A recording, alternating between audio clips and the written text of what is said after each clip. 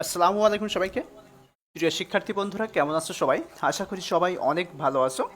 আজকে আমরা অর্থনীতির জন্য পরিসংখ্যান এই সাবজেক্ট থেকে আমরা 15তম ক্লাস করব ধারাবাহিকভাবে। আমাদের লেকচার শিট পার্ট 3 অর্থাৎ সম্ভাবনা অপেক্ষক বা সম্ভাবনা তত্ত্ব যে অধ্যায় আছে, এই অধ্যায়ের পার্ট 3 লেকচার শিট থেকে আমরা ধারাবাহিকভাবে 15তম ক্লাস করব। তো এই 15তম ক্লাসটা বুঝতে হলে অবশ্যই তোমাকে 14তম ক্লাসটা অবশ্যই করতে হবে। যদি 14তম ক্লাস কোনোভাবে মিস হয়ে যায় তাহলে বলবো আগে 14তম করবে এবং তারপরে 15তম করবে, নাহলে কিন্তু কিছুই বুঝতে পারবে না। তো আমি 11 নম্বর প্রশ্ন থেকে শুরু করব আমাদের লেকচার শিট অনুযায়ী। তো 11 নম্বর প্রশ্নে কি বলছে সেটা একটু দেখি। ছয়জন শিশুর পরিবারে ছয়জন শিশুর পরিবারে কমপক্ষে একজন বালক কমপক্ষে একজন বালক 1 নম্বর প্রশ্ন। 2 নম্বর হচ্ছে কমপক্ষে একজন বালক ও একজন বালিকা থাকার সম্ভাবনা কত? এটা 2018 সালে আসছিল জাতীয় বিশ্ববিদ্যালয়ে। তো সমাধান দেওয়া আছে নমুনার আকার বা পর্যবেক্ষণ সংখ্যা n সমান কত? 6, যেহেতু 6জন পরিবার বলছে তো n সমান 6। এবার বালক থাকার সফলতা প্রবাবিলিটি 0.5। আমরা জানি কি, যদি প্রশ্নে উল্লেখ না থাকে তাহলে সেটার কি হয়, সফলতা বিফলতা 50-50 হয়, ঠিক আছে? তো বালক থাকার সফলতা হচ্ছে পি ইকুয়াল 1/2 বা 0.5। আর বালক থাকার বিফলতা কিউ ইকুয়াল 1 - পি, তো 1 থেকে যদি পি এর মানটা বাদ দেওয়া হয় তাহলে 0.5 থাকে। ওকে, তো আমরা জানি দ্বিপদী বিন্যাসের সম্ভাবনা অপেক্ষক, এই যে দ্বিপদী বিন্যাসের যে সূত্রটা আমি প্রথমেই বলছিলাম, এই সূত্রটা অবশ্যই মনে রাখতে হবে। এনসিএক্স পি পাওয়ার এক্স কিউ পাওয়ার n-x। তো আমরা এখন কি করবো, জাস্ট এই যে মানগুলো এখানে দেখতে পাচ্ছি, n=6, p=0.5, q=0.5, এই মানগুলো জাস্ট কি করব, এই যে দ্বিপদী বিন্যাস অপেক্ষকের যে সূত্রটা আছে সেই সূত্রে প্রয়োগ করব। তো n এর জায়গায় আমরা 6 লিখলাম, তারপর সি এক্স এর জায়গায় এক্স রেখে দেবো যেহেতু এক্স এর মানটা এখানে নাই। তারপরে পি এর জায়গায় 0.5 পাওয়ার হচ্ছে এক্স, তারপর আবার কিউ এর জায়গায় 0.5 পাওয়ার হচ্ছে 6 - x। 6 কি, এই যে n এর মান 6 বসালাম। ওকে, আচ্ছা, 1 নম্বর প্রশ্নে চলে আসি, সেটি হচ্ছে কমপক্ষে একজন বালক থাকার সম্ভাবনা। তো কমপক্ষে সূত্রটা কি? প্রবাবিলিটি এক্স গ্রেটার দ্যান আর ইকুয়াল 1, অর্থাৎ এক্সটা কি 1 থেকে বড়, সেক্ষেত্রে 1 মাইনাস তোমার সেকেন্ড ব্র্যাকেট শুরু প্রবাবিলিটি এক্স ইকুয়াল 0, ঠিক আছে? আমরা যেহেতু একজন বালক বলেছে সেক্ষেত্রে 1 পর্যন্ত যেতে পারবো না, 1-এর নিচে থাকবো। তো এই সূত্র বারবার বলা লাগবে না, কারণ আমরা সে প্রথম থেকে করে আসছি যে কমপক্ষের নিয়মটা কী হবে, বড় জোরের নিয়মটা কী হবে। এখন কি করব, 1 মাইনাস সেকেন্ড ব্র্যাকেট শুরু, এখন এই যে সূত্রটা আছে সূত্রটা এখানে বসাই দিব, দেওয়ার পরে জাস্ট কি করব, মানগুলো বসাই দেবো। এক্স এর মান কত ধরছি, এক্স এর মান 0 ধরছি না, তো যেখানে যেখানে এক্স আছে সেখানে যেখানে 0 দিব, দেওয়ার পরে ক্যালকুলেশন করে দেবো। প্রত্যেকটা ক্যালকুলেশন সব কিন্তু একই। যদি আমার ক্যালকুলেশন জনিত কোনো মিস্টেক হয়ে থাকে তাহলে সেটা তোমরা আমাকে জানাবা, যেন আমি সেটা শুধরাই নিতে পারি, ঠিক আছে? থাকতেই পারে। আচ্ছা, তাহলে 1 নম্বর চলে গেল। এখন 2 নম্বর দেখি, কমপক্ষে একজন বালক ও একজন বালিকা থাকার সম্ভাবনা কত? এটা কিন্তু পূর্বে আমরা কোনো একটা অঙ্কে এই নিয়মটা দেখছি, ঠিক আছে? পূর্বে কোনো একটা অঙ্কে দেখছি, সেটা হচ্ছে প্রবাবিলিটি এক্স গ্রেটার দ্যান আর ইকুয়াল 1 মাইনাস প্রবাবিলিটি এক্স 0, অর্থাৎ বালক আর বালিকা যেহেতু এখানে বলেছে সেক্ষেত্রে বালক এক্স ইকুয়াল 0, তারপর প্লাস চিহ্ন দেবো, দেওয়ার পর এক্স ইকুয়াল 0। ওকে, যেহেতু বালক আর বালিকা এখানে আছে, বালকও আছে বালিকাও আছে। আচ্ছা, গেল।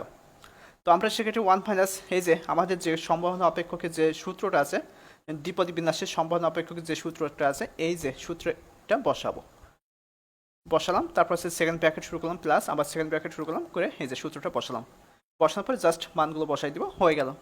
ঠিক আছে, প্রত্যেকটা একই রকম, কোনো পার্থক্য নেই।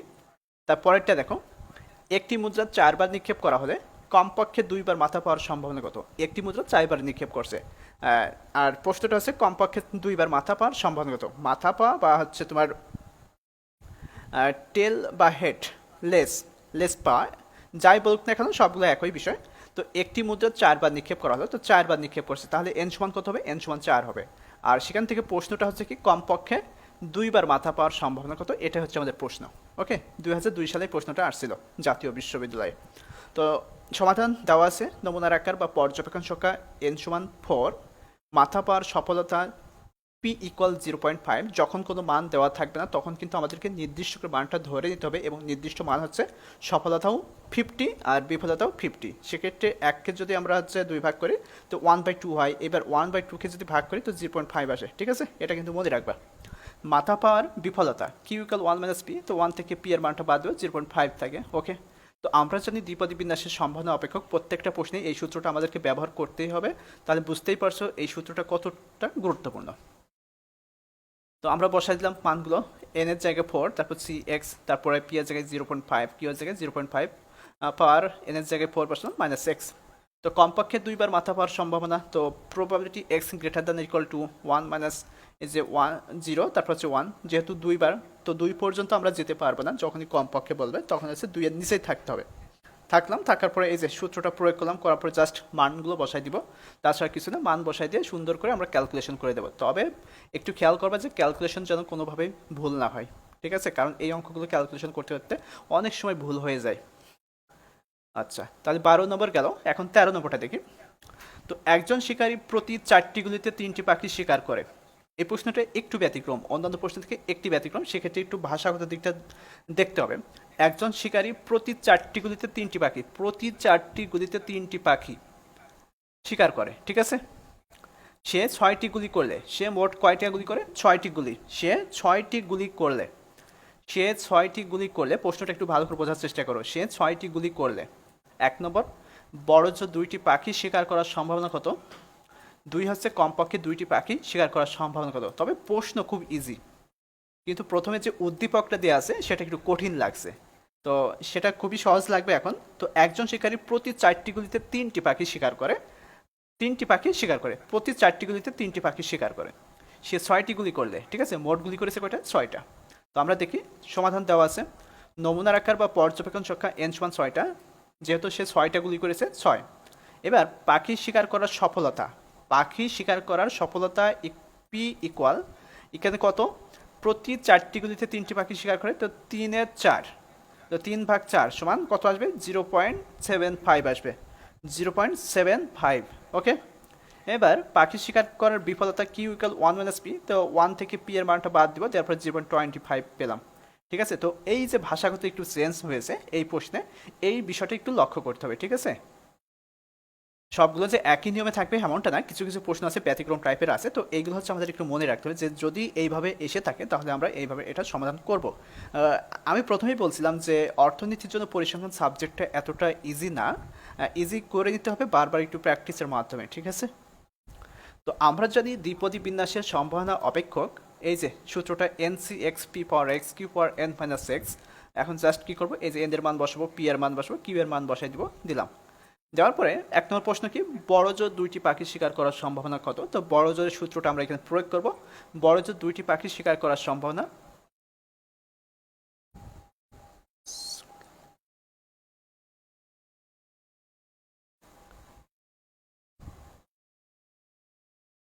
একজন শিকারী প্রতি 4টি গুলিতে 3টি পাখি শিকার করে, সে 6টি গুলি করে। তো একজন বলছে কি, আগে তো মাইনাস করলাম, এখানে হচ্ছে ভাগ কেন করলাম? তো আগের চ্যাপ্টারে আমরা নেই, এখানে আছে আমরা হচ্ছে দ্বিপদী বিন্যাসের চ্যাপ্টারে, ঠিক আছে। দ্বিপদী বিন্যাস, আমাদের টপিক হচ্ছে দ্বিপদী বিন্যাস। প্রত্যেকটা চ্যাপ্টার মনে রাখতে হবে, ঠিক আছে, যে আমরা কোন হচ্ছে নিয়মের মধ্যে আছি। তো একজন শিকারী প্রতি 4টি গুলিতে 3টি পাখি শিকার করে, সেক্ষেত্রে আমাদের হচ্ছে যেহেতু সম্ভাবনা বের করতে হবে, তো আমাদের হচ্ছে এখানে দেওয়াই আছে যে একজন শিকারী প্রতি 4টি গুলিতে 3টি পাখি শিকার করে, তাহলে আমরা সফলতার মানটা কিন্তু পেয়েই যাচ্ছি।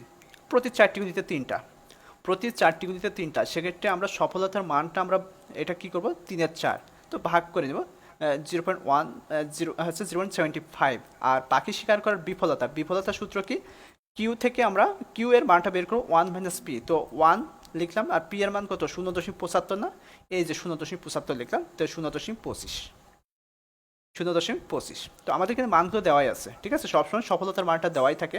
যদি না দেওয়া থাকে সেক্ষেত্রে আমরা সেটা হচ্ছে 0.5 ধরে নিই, 0.5 ধরে নিই, তারপর হচ্ছে বিফলতার মান তখন কি চলে আসে? 0.5ই চলে আসে।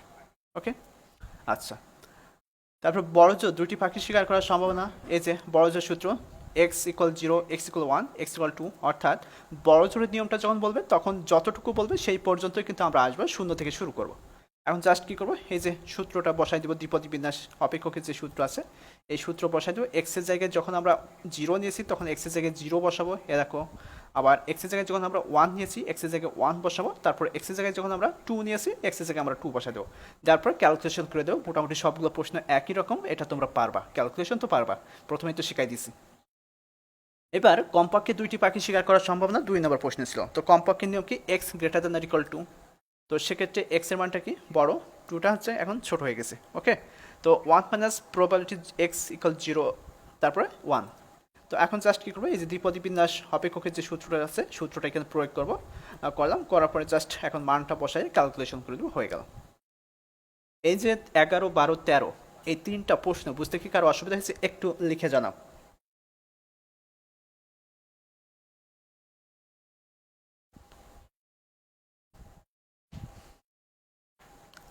অ্যাক্টিভ থাকতে হবে, বুঝছো? মোটামুটি প্রথম থেকে ক্লাসগুলো যদি করা হয় তাহলে ইনশাআল্লাহ কোনো সমস্যা থাকবে না, কখনোই ক্লাসগুলো স্কিপ করবে না, ঠিক আছে? মানে একদম প্রথম থেকে করবা। বুঝতেই পারছো যখন আমরা হচ্ছে একদম শুরু করছিলাম ছক্কা দিয়ে, ছক্কার পরে কিন্তু আমরা করছিলাম কি, ছক্কার পরে মুদ্রা, মুদ্রার পরে কি তাস, তাসের পরে হচ্ছে বল, বলের পরে হচ্ছে আমরা কি করছি, হচ্ছে তোমার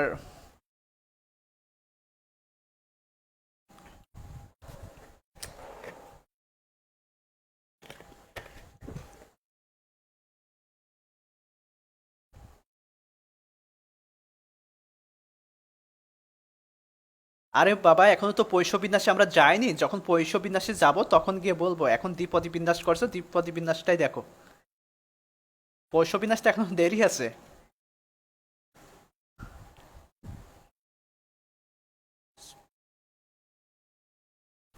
আচ্ছা 14 নম্বরটা দেখো, কোনো কোম্পানির উৎপাদিত টিউবলাইটের 30% খারাপ, 30% হচ্ছে খারাপ, টিউবগুলো 10টি প্যাকেট করে বাজারজাত করা হয়, টিউবগুলো 10টি প্যাকেট করে বাজারজাত করা হয়, এরূপ 10,000 প্যাকেটের মধ্যে কয়টি প্যাকেটে একটি টিউব খারাপ থাকার সম্ভাবনা আছে? কোনো টিউব খারাপ থাকার সম্ভাবনা নেই, বড়জোর একটি টিউব খারাপ থাকার সম্ভাবনা আছে, কমপক্ষে একটি টিউব খারাপ থাকার সম্ভাবনা আছে। এই হচ্ছে আমাদের প্রশ্ন, উদ্দীপকটা একটু ভালো করে বুঝতে হবে। কোনো কোম্পানির উৎপাদিত টিউব লাইটের 30% খারাপ, 30% খারাপ, টিউবগুলো 10টি প্যাকেট করে বাজারজাত করা হয়, টিউবগুলো কয়টি প্যাকেট, 10টি প্যাকেট করে বাজারজাত করা হয়, এরূপ 10,000 প্যাকেটের মধ্যে কয়টি প্যাকেটে একটি টিউব খারাপ থাকার সম্ভাবনা আছে?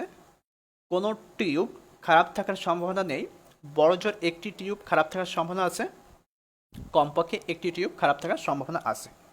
আচ্ছা, তো সমাধানটা আছে, নমুনার আকার বা পর্যবেক্ষণ সংখ্যা n=10, এটা তো আমরা বুঝতেই পারছি। আর টিউব খারাপ থাকার সফলতা p = 30%, যখনই পার্সেন্টেজ বলে দেবে তো পার্সেন্টেজ যতটুকু বলবে, যেহেতু এখানে 30% বলছে তো 30/100 সমান কত আসবে, 0.3 আসবে। ওকে, যদি 40% বলতো 40/100, অর্থাৎ যে কয় পার্সেন্টই বলবে সেটা হচ্ছে আমরা 100 দ্বারা ভাগ করব, করার পরে যে মানটা আসবে সেটাই হচ্ছে আমাদের সফলতার সম্ভাবনা বা পি এর মান। এবার টিউব খারাপ থাকার বিফলতা, কিউ ইকুয়াল 1 - পি, তো 1 থেকে আমরা 0.3টা বাদ দেবো, তারপর 0.7। ওকে, পেলাম। এখন আমরা যদি দ্বিপদী বিন্যাসের সম্ভাবনা অপেক্ষক যে সূত্রটা আছে এই সূত্রটা আমরা প্রয়োগ করব, করার পরে জাস্ট এন এর জায়গায় এন এর মান বসাবো, পি এর জায়গায় পি এর মান বসাবো, কিউ এর জায়গায় কিউ এর মান বসাই দিলাম, হয়ে গেল। 1 নম্বর প্রশ্নে চলে আসি, একটি টিউব খারাপ থাকার সম্ভাবনা। তো সেক্ষেত্রে আমরা সরাসরি যে নিয়মটা আছে সেই নিয়মটা আমরা এখানে প্রয়োগ করতে পারি। তো প্রবাবিলিটি এক্স ইকুয়াল 1, ঠিক আছে, যেহেতু একটি টিউব বলেছে তো সেক্ষেত্রে আমরা এই যে এই সূত্রটা এখানে প্রয়োগ করলাম, করার পরে এক্সের জায়গায় আমরা 1 লিখলাম, ঠিক আছে, 1 লিখে ক্যালকুলেশন করে দিয়ে 0.1212 পেলাম। এখন যেহেতু আমাদের মোট প্যাকেটের সংখ্যা বের করতে বলছে সেক্ষেত্রে আমরা মোট প্যাকেটের সংখ্যাটা বের করে দেব। এই যে 10,000 আছে না, এরূপ 10,000 প্যাকেটের মধ্যে কয়টি প্যাকেটে একটি টিউব খারাপ থাকার সম্ভাবনা আছে, সেক্ষেত্রে আমরা এই যে 10,000 দেখতে পাচ্ছি যেখানে, এই 10,000 দিয়ে প্রত্যেকটা প্রশ্নের যে মান বের হবে সেই মান দ্বারা গুণ করে দেব। তো মোট প্যাকেটের সংখ্যা ইকুয়াল 10,000 গুণ এর মান কত পেয়েছি, 0.1212, তো 0.1212 লিখলাম, তারপরে গুণ করে 12 এই হচ্ছে আমাদের 1 নম্বর প্রশ্নের সমাধান। তারপরে 2 নম্বর আসি, কোনো টিউব খারাপ না থাকার সম্ভাবনা কত, অর্থাৎ একটাও খারাপ না, সবগুলো ভালো আছে, ঠিক আছে, তো সেক্ষেত্রে আমরা লিখতে পারি কি, প্রবাবিলিটি এক্স ইকুয়াল 0, এটা তো লিখতে হবে, কোনো টিউব খারাপ নেই, ঠিক আছে, কোনো টিউব খারাপ না থাকার সম্ভাবনা কত, তো সেক্ষেত্রে আমরা লিখতে পারি কত, এক্স ইকুয়াল 0। ঠিক আছে। তো আমরা এই যে সম্ভাবনা অপেক্ষকের যে সূত্রটা আছে দ্বিপদী বিন্যাসের সূত্রটা লিখলাম, লেখার পর জাস্ট এখন কি করবো, এই যে এক্স সমান জিরো লিখছি না, তো এক্স যেখানে যেখানে আছে সব জায়গায় জিরো দেবো, দেওয়ার পরে ক্যালকুলেশন করে দেবো, এটা পেলাম। আর মোট প্যাকেটের সংখ্যা যখন আমরা বের করবো তখন যদি আমাদের 10,000 দেওয়া আছে, 10,000 গুণ এখন এই মানটা কত পেলাম, এই যে এটা গুণ করে দেবো, তো 282 হলো। আচ্ছা, তারপরে 3 নম্বরটা দেখি, বড় জোর একটি টিউব খারাপ থাকার সম্ভাবনা কত। বড় জোর কয়টা, একটা। তো সেক্ষেত্রে আমরা এই যে বড় জোরের সূত্রটা এখানে প্রয়োগ করতে পারি, করলাম। তারপরে জাস্ট যে সূত্রটা আছে সূত্রটা এখানে বসাবো, বসানোর পরে ক্যালকুলেশন করে দেবো, তো 0.1494। তো মোট প্যাকেট সংখ্যা এই যে 10,000 গুণ যে মানটা পেলাম, মানটা গুণ করে দেবো 1494। কমপক্ষে একটি টিউব খারাপ থাকার সম্ভাবনা কত, তো কমপক্ষে সূত্র এই যে প্রয়োগ করলাম। দেখো বড় জোর কমপক্ষে এইগুলো কিন্তু আমাদের মাথায় রাখতেই হবে, ঠিক আছে। তো এখানে এই যে সূত্রটা প্রয়োগ করলাম, করার পরে এই যে 0.97, তারপর 18 মোট প্যাকেটের সংখ্যা এই যে দিলাম, হয়ে গেল। 15 নম্বরটা দেখো, 14-15 একই ক্যাটাগরির অঙ্ক। কোনো কোম্পানির উৎপাদিত ওষুধের 40% খারাপ। ওষুধগুলো 5টি প্যাকেট করে বাজারজাত করা হয়, শতকরা কয়টি প্যাকেটে সব কয়টি ওষুধ ভালো থাকবে, 2 এর অধিক খারাপ ওষুধ থাকবে, 1 এর অধিক খারাপ ওষুধ থাকবে না, 2টি ওষুধ খারাপ থাকবে। দেখছো ভাষাগত কতটা সেন্স, কিন্তু সমাধান কিন্তু একই নিয়মে হবে। সবকটি ওষুধ ভালো থাকবে, 2 এর অধিক খারাপ ওষুধ থাকবে, 1 এর অধিক খারাপ ওষুধ থাকবে না, 2টি ওষুধ খারাপ থাকবে। দেখো কত প্রকার ভাষা চেঞ্জ করছে আর কি। তো সমাধান দেওয়া আছে, নমুনার আকার বা পর্যবেক্ষণ সংখ্যা N=5, যেহেতু আমাদের এখানে দেওয়া আছে 5, ওষুধগুলো 5টি প্যাকেট করে বাজারজাত করা হলো, তো N=5। ওষুধ খারাপ থাকার সফলতা P=40%, যেহেতু তো 40/100 সমান 0.4। ওষুধ খারাপ থাকার বিফলতা Q=1 - P, তো 1 - 0.4 0.6। তো আমরা জানি দ্বিপদী বিন্যাসের সম্ভাবনা অপেক্ষক, এই যে বসালাম, বসানোর পরে কী করবো, এই যে এন এর জায়গায় এন এর মান বসাবো, পি এর জায়গায় পি এর মান বসাবো, কিউ এর জায়গায় কিউ এর মান বসাবো, বসালাম। আচ্ছা, এবার 1 নম্বর প্রশ্নে চলে আসি, সব কয়টি ওষুধ ভালো থাকার সম্ভাবনা। তো প্রবাবিলিটি x=0, যেহেতু কোনো ওষুধই খারাপ থাকবে না, তো সেক্ষেত্রে আমরা লিখতে পারি সবকটি ওষুধ ভালো থাকার সম্ভাবনা P=0। যেহেতু আমাদের এখানে প্রশ্নটা আছে কি, খারাপ দিয়ে শুরু আছে, কোনো কোম্পানির উৎপাদিত ওষুধে 40% খারাপ, প্রশ্নটা শুরুই হয়েছে খারাপ দিয়ে, কিন্তু আমাদের প্রশ্ন করছে কি সবকটি ওষুধ ভালো থাকবে। সেক্ষেত্রে আমরা লিখবো হচ্ছে প্রবাবিলিটি x=0, ঠিক আছে, প্রবাবিলিটি x=0। তো এখন এই যে সূত্রটা এখানে প্রয়োগ করব, করার পরে জাস্ট ক্যালকুলেশন করে দেবো, হয়ে যাবে। এবার শতকরা হার যেহেতু বের করতে বলেছে, তো আমরা মান কত পেলাম, 0.0776 এই মানটা পেলাম। এখন শতকরা হার যেহেতু বের করতে বলছে, তো শতকরায় প্রকাশ করলে আমরা কি করব, 100-তে। তো শতকরা হার এই যে মানটা পেলাম, এই মানটা বসাবো গুণ, তার সাথে 100 গুণ করবো, করার পরে যে মানটা পাবো এই যে 7.74%। এই হচ্ছে আমাদের 1 নম্বর প্রশ্নের সমাধান।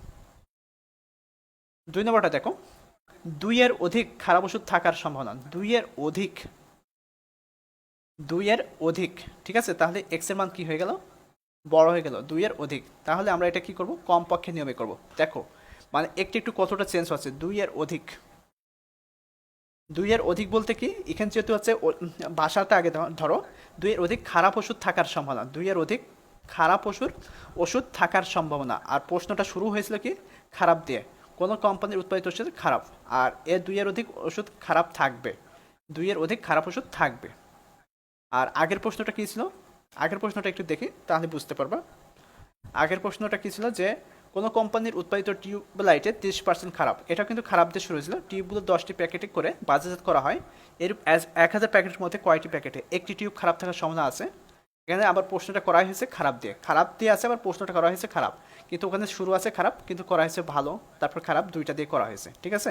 তো সেক্ষেত্রে প্রত্যেকটা প্রশ্নে এই যে প্রথম যে চ্যাপ্টারটা আছে একটু একটু ভাষাগত সেন্স আছে, এইগুলো খুব প্র্যাকটিস করে ধরতে হবে। যদি প্র্যাকটিস না করো তাহলে কিন্তু এই ভাষাগুলো ধরতে পারবে না। এক একটা প্রশ্নের এক এক রকম ভাষা ব্যবহার করছে, তো সেক্ষেত্রে একটু ধরতে হবে, আমাদের প্র্যাকটিসের মাধ্যমে এটা আয়ত্তে নিয়ে আসতে হবে। প্রথম অধ্যায়টা, বিশেষ করে সম্ভাবনা তত্ত্বের যে অধ্যায়টা আছে এই অধ্যায়টা, তার পরবর্তীতে ভাষাগত কোনো সমস্যা থাকবে না, সেখানে শুধুমাত্র সূত্রগত সমস্যা আসবে। তখন প্রত্যেকটা অঙ্কে আমাদেরকে সূত্র প্রয়োগ করতে হবে, সেই সূত্রগুলো ধরা শিখতে হবে, যে এই অঙ্কে এই সূত্রটা ব্যবহার করতে হবে, সূত্রগুলো মনে রাখতে হবে। শুধুমাত্র প্রথম যে অধ্যায়টা আছে সম্ভাবনা তত্ত্ব, এটা হচ্ছে ভাষাগত দিক আমাদেরকে দেখতে হবে। আর বাকি যে 5টা অধ্যায় আছে সেখানে শুধুমাত্র আমাদের সূত্রের দিকে খেয়াল করতে হবে। এবার আসি 2-এর অধিক খারাপ ওষুধ থাকার সম্ভাবনা। তো সেক্ষেত্রে আমরা লিখতে পারি probability x greater than equal to, তো 1 minus probability x equal 0, x equal 1। ঠিক আছে, তো এখন এটা হচ্ছে এই যে সূত্রটা বসানোর পরে মানগুলো বসাই দেবো, দেওয়ার পরে ক্যালকুলেশন করে দেবো 0.6630। এখন শতকরা হার যেহেতু বের করতে বলছে, প্রত্যেকটা আমরা শতকরা হারটা বের করব। যে মানটা পাবো তার সাথে 100 গুণ করে দেবো, তো 66.3%। একের অধিক খারাপ ওষুধ না থাকার সম্ভাবনা, একের অধিক খারাপ ওষুধ না থাকার সম্ভাবনা, একের অধিক। তো এক্স লেস দ্যান আর ইকুয়াল 1, তো এটা আমরা কি করব, বড় জোরে যে নিয়মটা আছে সেটা করব। একের অধিক, তো এক্স ইকুয়াল 0, এক্স ইকুয়াল 1। ঠিক আছে, বড় জোরে যে নিয়মটা আছে সেই নিয়মটা প্রয়োগ করবো। এখন জাস্ট কী করবো, সূত্রটা প্রয়োগ করলাম, করার পরে মানটা বসে দেবো, তারপর ক্যালকুলেশন করে দেবো, শতকরা হার এই যে এত হয়ে গেল। এবার 4 নম্বরটা দেখো, 2টি ওষুধ খারাপ থাকার সম্ভাবনা। এখানে নির্দিষ্ট করে তো বলেই দিয়েছে যে 2টি ওষুধ খারাপ থাকার সম্ভাবনা, তো আমরা সরাসরি লিখতে পারি প্রবাবিলিটি এক্স ইকুয়াল 2। দেখার পরে এখন সূত্রটা বসলাম, যেখানে এক্স আছে এক্স থেকে 2 বসাই ক্যালকুলেশন করে দেবো, শতকরা হার এই যে। এই হচ্ছে আমাদের 15 নম্বর প্রশ্নের সমাধান। বুঝতে পারছি প্রশ্নটা বুঝতে একটু কঠিন লাগছে, তারপরও একটু প্র্যাকটিসের মাধ্যমে আয়ত্ত নিয়ে আসতে হবে। বিশেষ করে সম্ভাবনা তত্ত্ব যে অধ্যায়টা আছে, সম্পূর্ণ অধ্যায় থেকে মোটামুটি 3 থেকে 4 সেট প্রশ্ন এসে থাকে। ঠিক আছে, 3 থেকে 4 সেট, মনে করো যে 3 সেট প্রশ্ন আসবে গ বিভাগে, তো সেক্ষেত্রে আর ক বিভাগে 2-3 সেট আসবে। তো টোটাল মিলিয়ে তোমার হচ্ছে সম্ভাবনার যে তত্ত্ব যে অধ্যায়টা আছে, এখান থেকেই মোটামুটি 30 থেকে 35 বা 40 মার্কের প্রশ্ন এসে থাকে। 30, 35, 40 এমনই এসে থাকে, প্রায় 80-র মধ্যে অর্ধেকই চলে আসে। ঠিক আছে, 16 নম্বরটা দেখো, 2012, 2014, 2016 সালে আসছিল প্রশ্নটা, খুবই গুরুত্বপূর্ণ। ঠিক আছে, তোমাদের জন্য খুবই গুরুত্বপূর্ণ এটা। 16 নম্বর, 20 জন ব্যক্তির একটি দলে 5 জন স্নাতক, যদি 20 জনের মধ্যে হতে উদ্দেশ্যহীনভাবে 3 জনকে নির্বাচিত করা হয়, তবে 3 জনই স্নাতক হওয়ার সম্ভাবনা কত? অন্তত পক্ষে 1 জন স্নাতক হওয়ার সম্ভাবনা কত? প্রশ্নটা খুবই গুরুত্বপূর্ণ, একটু ভালো করে বোঝার চেষ্টা করো। তোমার আগেরটার থেকে এটা খুবই গুরুত্বপূর্ণ, কারণ এটা দেখতেই পাচ্ছ 2012, 2014, 2016 সালেও আসছে। 20 জন ব্যক্তির একটি দলে 5 জন স্নাতক, 20 জন ব্যক্তির একটি দলে 5 জন স্নাতক, যদি 20 জনের মধ্যে হতে উদ্দেশ্যহীনভাবে 3 জনকে নির্বাচিত করা হয়, তবে 3 জনই স্নাতক হওয়ার সম্ভাবনা কত? অন্তত পক্ষে 1 জন স্নাতক হওয়ার সম্ভাবনা কত? এই প্রশ্নটা সমাধান করব। তো দেওয়া আছে নমুনার আকার বা পর্যবেক্ষণ সংখ্যা n সমান 3, n সমান কত?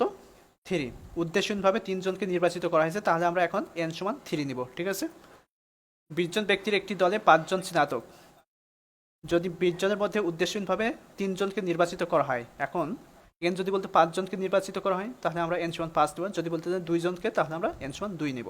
ঠিক আছে, অন্যান্য প্রশ্ন থেকে এটা একটু ব্যতিক্রম। তো আমরা নমুনার আকার বা পর্যবেক্ষণ সংখ্যা n সমান 3 নিলাম। স্নাতক হওয়ার সফলতা p ইকুয়াল 5/20। এই যে আমরা কিন্তু এই নিয়মে কিন্তু একটা করছি, 20 জনের মধ্যে ওই যে একটু আগে করলাম যে 6টি পাখির মধ্যে 3টা না 4টি গুলিতে 3টা পাখি শিকার করা হয়েছে, তো ওইটার নিয়মে আর কি। তো 20 জন ব্যক্তির একটি দলে 5 জন স্নাতক, তো 5/20, 5/20 স্নাতক হওয়ার সফলতা p ইকুয়াল 5/20 সমান 0.25। আচ্ছা, স্নাতক হওয়ার বিফলতা q ইকুয়াল 1 মাইনাস p, তো 1 এর থেকে p এর মানটা বাদ দেওয়া 0.75। আচ্ছা গেল। তারপর আমরা যদি দ্বিপদী বিন্যাসের সম্ভাবনা অপেক্ষক, এই যে সম্ভাবনা অপেক্ষকের সূত্র বসানোর পরে এখন মানগুলো বসাই দিব, n এর জায়গায় 3, তারপর cx, p এর জায়গায় 0.25 আর q এর জায়গায় 0.75, পাওয়ার হচ্ছে 3 - x। এই হচ্ছে আমাদের সম্ভাবনা অপেক্ষক।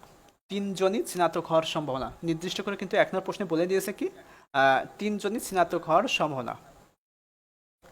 3 জনই স্নাতক হওয়ার সম্ভাবনা কত? আর একটা কথা তোমাদের প্রশ্ন আসতেই পারে যে এই 20টা কোথায় গেল, এই 20টা কোথায় গেল? এই 20টা আছে এই যে 20 জন ব্যক্তির একটি দলে 5 জন স্নাতক। ঠিক আছে, আর এই যে যদি 20 জনের মধ্যে 20 জনের মধ্যে এখানে কত আছে, 20 জন আছে না, তো এই 20 জনের মধ্যে যদি উদ্দেশ্যহীনভাবে 3 জনকে নির্বাচিত করা হয়, এই হচ্ছে ওই 20। ঠিক আছে, যদি 20 জনের মধ্যেই উদ্দেশ্যহীনভাবে 3 জনকে নির্বাচিত হয়, এটাই হচ্ছে এই 20। ওকে, আচ্ছা এবার আসি স্নাতক হওয়ার বিফলতা গেল, দ্বিপদী বিন্যাসের সমাধান অপেক্ষক গেল। এখন তিনজনই স্নাতক হওয়ার সমাধান কত, আমাদের নির্দিষ্ট করে যেহেতু বলে দিয়েছে তিনজন স্নাতক হওয়ার সমাধান কত, তো সেক্ষেত্রে আমরা লিখতে পারি প্রবাবিলিটি এক্স ইকুয়াল 3। এখন সূত্রটা প্রয়োগ করব, করার পরে জাস্ট মানগুলো বসাই দিব। আচ্ছা, তারপরে ক্যালকুলেশন করে দেবো, হয়ে গেল। 2 নম্বরে আসি, অন্ততপক্ষে একজন স্নাতক হওয়ার সমাধান কত, তো এক্স গ্রেটার দ্যান ইকুয়াল 1, তো 1 হ্যাজ প্রবাবিলিটি এক্স 0। যেহেতু একজন বলেছে সেক্ষেত্রে আমরা 1 পর্যন্ত যেতে পারবো না, 1-এর নিচে থাকবো। এই যে, এই হচ্ছে আমাদের 16 নম্বর প্রশ্নের সমাধান। খুবই সহজ এবং খুবই গুরুত্বপূর্ণ এই প্রশ্নটা। এটা দেখো 17, দেখো 30 জন ব্যক্তির একটি দলে 4 জন স্নাতকোত্তর, যদি দৈব চয়নে 2 জনকে নির্বাচিত করা হয় তবে ওই 2 জনই স্নাতকোত্তর হওয়ার সমান কত, আর অন্তত একজন স্নাতকোত্তর হওয়ার সমান কত। ডিইউ 2017-2020 সালে এই প্রশ্নটা আসছে, ঢাকা 7 কলেজে প্রশ্নটা আসছিল। ঠিক আছে, ঢাকা 7 কলেজে 2017 এবং 2020-এ আসছে। তো 16 এবং 17 একই রকম, কোনো পার্থক্য নেই। তো দেওয়া আছে নমুনার আকার বা পর্যবেক্ষণ সংখ্যা n=2, স্নাতক, হ্যাঁ এটা আগের মতনই, শুধুমাত্র একটু ওখানে কি স্নাতক আর একটা স্নাতকোত্তর, ঠিক আছে, অর্থাৎ অনার্স আর এটা হচ্ছে মাস্টার্স এটাই পার্থক্য, তাছাড়া কিছুই না। তো এখানে একটু ভুলও হয়েছে, এই যে লেখাটা ভুল হয়েছে, স্নাতক লিখেছি, এখানে হবে স্নাতকোত্তর। তো যাই হোক, তোমরা একটু ঠিক করো, সমস্যা নেই, এতটুকু ভুল হলে। আচ্ছা, তো একই রকম নিয়ম, কোনো পার্থক্য নেই। আগেটা 3 জন স্নাতকোত্তর হওয়ার সমাধান কথা ছিল, আর এখানে 2 জন, তারপর অন্তত একজন, এখানে ঠিক আছে। এই তাহলে বুঝতে পারছো যে 16-17 একই রকম প্রশ্ন, কোনো পার্থক্য নেই। ওই হচ্ছে তোমার 16 নম্বরটায় ভাষাগত একটু চেঞ্জ করে 17 নম্বরটা দিয়ে দিয়েছিল ঢাকা 7 কলেজে। 18 নম্বর প্রশ্নটা দেখো, ধরা যাক একটি নতুন ঔষধ 50% ক্ষেত্রে পেশির ব্যথা দূর করতে সক্ষম বা কার্যকর। ধরা যাক একটি নতুন ঔষধ 50% ক্ষেত্রে পেশির ব্যথা দূর করতে সক্ষম বা কার্যকর। যদি দৈবভাবে 15 জন রোগীকে চেষ্টা করা হয় তবে নিম্নের সম্ভাবনাগুলো বের করো। সর্বোচ্চ 3 জন সুস্থ হবেন, তারপরে সুস্থ হওয়া রোগীর সংখ্যা 3 থেকে কম এবং 6 থেকে বেশি হবে না। প্রশ্ন কতগুলো দেখছো, কত রকম ভাষা চেঞ্জ দেখছো। প্রথম থেকে যারা করছো তারা অবশ্যই বুঝতে পারছো যে কত প্রকার ভাষা চেঞ্জ হয়েছে। সুস্থ হওয়া রোগীর সংখ্যা 3 থেকে কম, 3 থেকে কম এবং 6 থেকে বেশি হবে না, 6 থেকে বেশি হবে না। আচ্ছা, আমরা এটা সমাধান করব। তো সমাধান দেওয়া আছে, নমুনার আকার বা পর্যবেক্ষণ সংখ্যা n=15, যেহেতু পেশির ব্যথা দূর করতে 50% সক্ষম, তাই সুস্থ হওয়ার সম্ভাবনা কত, 50%। সম্ভাবনা কত, 50%। তো সুস্থ হওয়ার সফলতা p=50%, 50/100 = 0.5।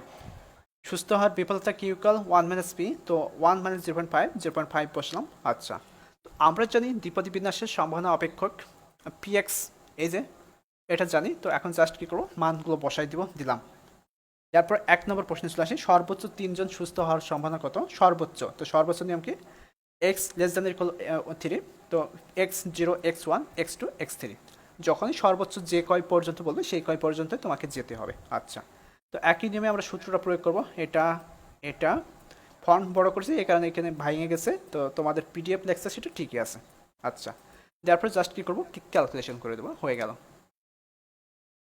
2 নম্বরে আসি, সুস্থ হওয়া রোগীর সংখ্যা 3 থেকে কম, 3 থেকে কম এবং 6 থেকে বেশি না হওয়ার সম্ভাবনা কত।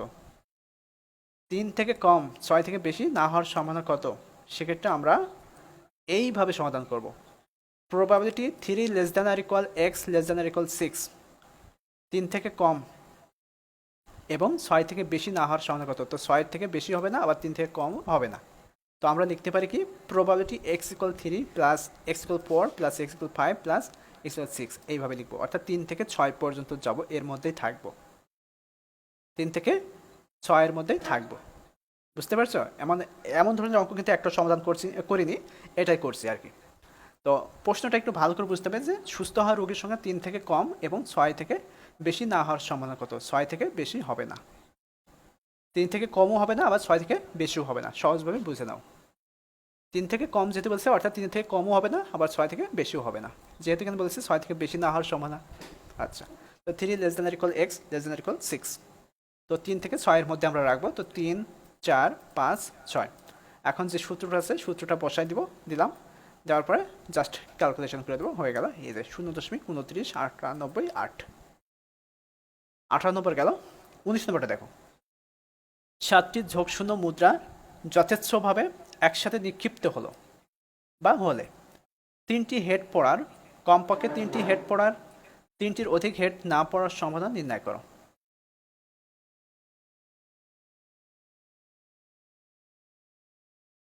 প্রশ্নে যদি বলে 3 থেকে বেশি, 6 থেকে বেশি, তাহলে 3 থেকে বেশি যদি বলে আর 6 থেকে যদি বেশি বলে, তো সেক্ষেত্রে 6-এর বেশি তুমি কত নিতে চাচ্ছ?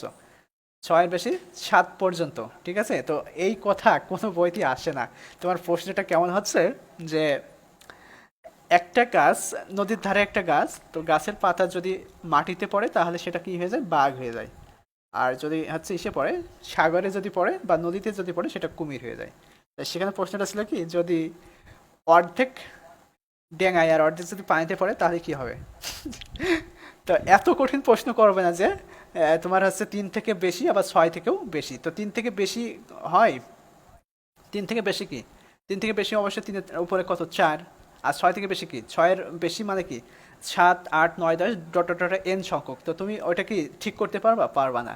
তো প্রশ্নকর্তারা এত কঠিন প্রশ্ন করবে না যে তুমি যেটা পারবা না, ঠিক আছে? তোমার ভিতরে আয়ত্তের মধ্যেই থাকবে, সেইগুলোই করবে, ঠিক আছে? এত কঠিন প্রশ্ন করে না, এর মধ্যে ঘোরায় পেঁচাই দিবে, হালকা একটু চেঞ্জ করবে, ঠিক আছে? তো 19 নম্বরটা দেখো, যে 7টি ঝোঁকশূন্য মুদ্রা যথেচ্ছভাবে একসাথে নিক্ষিপ্ত হলে 3টি হেড পড়ার, কমপক্ষে 3টি হেড পড়ার, 3টির অধিক হেড না পড়ার সমাধান নির্ণয় করো। হেড না পড়ার সমাধান কত? আচ্ছা, তো সমাধান দেওয়া আছে, নমুনার আকার বা পর্যবেক্ষণ সংখ্যা n=7, মাথা পাওয়ার সফলতা p=0.5, মাথা পাওয়ার বিফলতা q=1 - p, 1 - 0.5, 0.5। তো আমরা জানি এই প্রশ্নটায় একটা কথা, এই প্রশ্নটায় যে আমরা যখন হচ্ছে মুদ্রার ভিতরে সরাসরি যে নিয়মগুলো করে আসছিলাম, ওই নিয়মটাও কিন্তু ফলো করতে পারি, ঠিক আছে? সরাসরি যে নিয়মটা করছিলাম ওই নিয়মে করলেও হবে। আবার এই তুমি হচ্ছে দ্বিপদী বিন্যাসের নিয়মেও করতে পারো, সমস্যা নেই। একটা করলেই হবে, বিকল্প 2টা নিয়মে করতে পারো। সরাসরি যে নিয়মটা আছে আমরা যখন হচ্ছে মুদ্রার অঙ্কে করে আসছিলাম তখন ওই নিয়মে করলেও হবে। আবার এখন যখন আমরা দ্বিপদী বিন্যাস করছি, দ্বিপদী বিন্যাসের ভিতরে যেহেতু আছে, মানে ওইগুলোই দ্বিপদী বিন্যাসের মধ্যে আছে। আবার এখন যা করছি তোমার ওই যে হচ্ছে ছক্কা, মুদ্রা, বল, তাস, ওই প্রশ্নগুলো হচ্ছে দ্বিপদীর মধ্যে আছে। আবার ওইগুলো হচ্ছে পৈশ বিন্যাসের মধ্যে আছে, ওইগুলো হচ্ছে পরিমিত বিন্যাসের মধ্যে আছে। এখন তোমার হচ্ছে এন, অর্থাৎ তোমার হচ্ছে নমুনার আকার দিকে বুঝে নিতে হবে এটা হচ্ছে আমরা কোন নিয়মে করব, ঠিক আছে? নমুনার আকার যদি হচ্ছে 1 থেকে 30-এর মধ্যে হয় তাহলে আমরা দ্বিপদী বিন্যাস করব। আর নমুনার আকার যদি 1 থেকে 30-এর উপরে হয়, অর্থাৎ ডট ডট এন সংখ্যক হয়, তাহলে আমরা ওটা পৈশ বিন্যাস করব। যখন আমরা দেখব তখন সেটা বুঝতে পারবো, ঠিক আছে?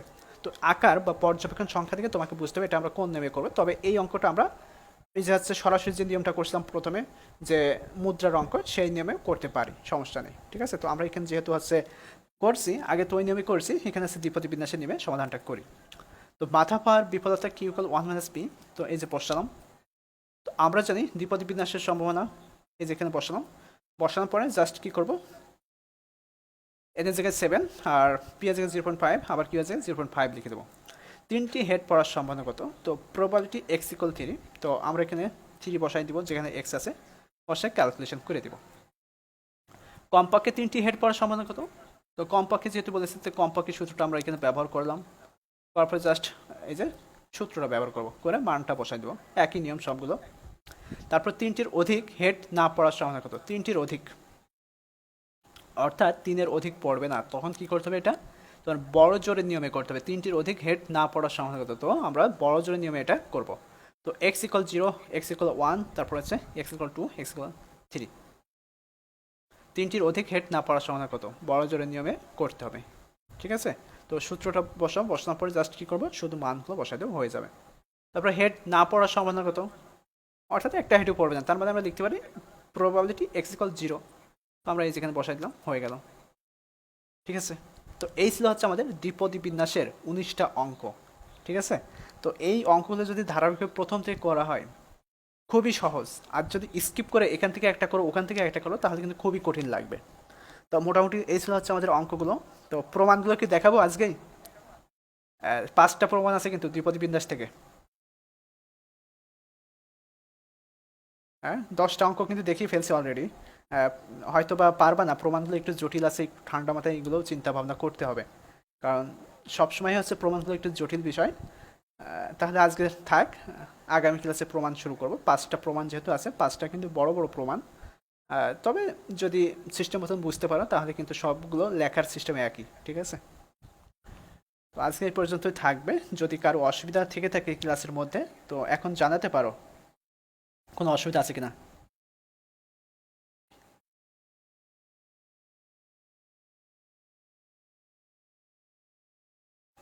হ্যাঁ, 3-এর অধিক বা বেশি, বড় জোর যাই বলুক না কেন সবগুলো একই কথা। বড় জোরের নিয়ম এটা কিন্তু তুমি হচ্ছে প্রথম থেকে একটু ফলো করো, ঠিক আছে?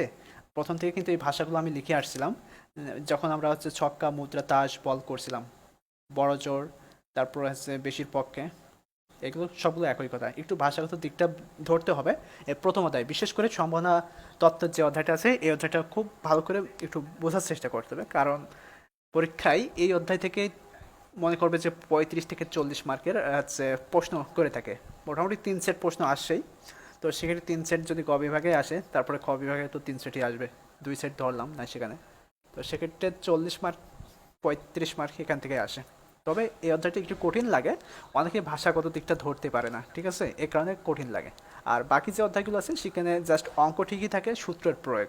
আর সেই অঙ্কগুলো দেখলেই বোঝা যায় এটা অমুক সূত্র প্রয়োগ করতে হবে, সেখানে এতটা ভাষাগত জটিলতা নেই। অঙ্ক দেখলে বোঝা যায় যে এটা হচ্ছে ডি টেস্ট হবে, এটা টি টেস্ট হবে, এটা হচ্ছে এফ টেস্ট হবে, এটা হচ্ছে পাই টেস্ট হবে, ঠিক আছে, অ্যানোভা টেস্ট হবে, সেই অঙ্কগুলো দেখলে বোঝা যায়। হ্যাঁ, নমুনার আকার যখন 1 থেকে 30 পর্যন্ত হবে, তখন সেটা হচ্ছে দ্বিপদী বিন্যাস ব্যবহার করতে হবে। আর যখনই নমুনার আকার 1 থেকে 30-এর উপরে, অর্থাৎ 100 হতে পারে, 500 হতে পারে, ঠিক আছে, তখন হচ্ছে পৈষ্য বিন্যাস করবো। এর পরবর্তী টপিকই হচ্ছে আমাদের পৈষ্য বিন্যাস। হ্যাঁ, এই যে পৈষ্য বিন্যাস। তবে এই সিরিয়াল অনুযায়ী দ্বিপদী বিন্যাস যারা পারবে তারা কিন্তু পৈষ্য বিন্যাসটা খুব সুন্দরভাবে পারবে। তবে পৈষ্য বিন্যাসের দুইটা একটা অঙ্ক আছে, একটু ব্যতিক্রম আছে, ঠিক আছে? আস্তে আস্তে একটু একটু ব্যতিক্রম থাকবেই। তো প্রথম থেকে কিন্তু আমরা শিখে আসছি, তো সেক্ষেত্রে আস্তে আস্তে একটু একটু ব্যতিক্রম থাকবে। তো এগুলো সমস্যা থাকবে না যদি হচ্ছে নিয়মিত হচ্ছে করা হয়, প্র্যাকটিস করা হয়, তাহলে এগুলো সমস্যা থাকবে না আশা করি।